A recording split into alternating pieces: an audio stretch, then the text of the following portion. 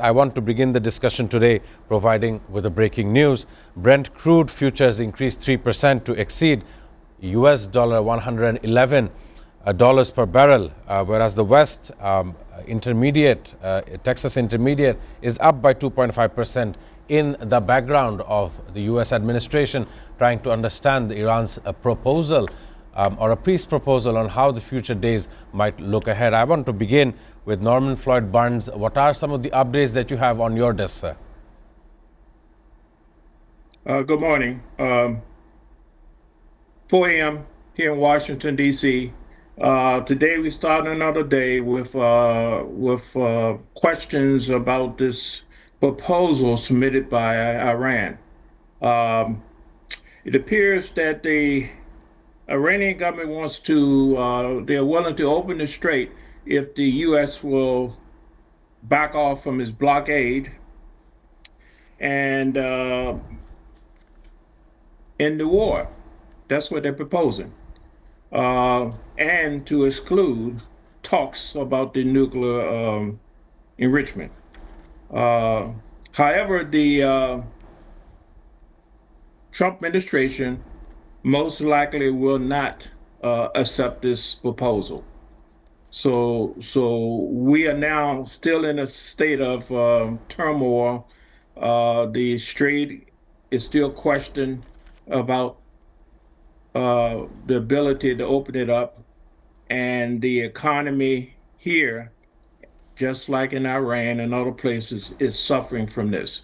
Actually, the whole world is suffering. They're saying that the war that is put on by the United States and Israel is affecting the whole world. Uh, People losing jobs, uh, companies can't make payroll, people being laid off, and goods and services can't get to the destination. So we're getting down to basically the necessity for food, water, and shelter. These are the essentials. Uh, when they cannot be met, then you have conflict. And that's what we have right now.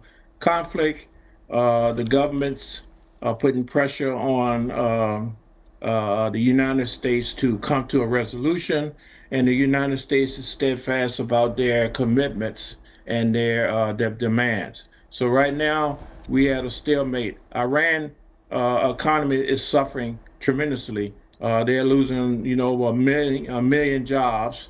A lot more going to be lost, and the bombing has decimated their infrastructure.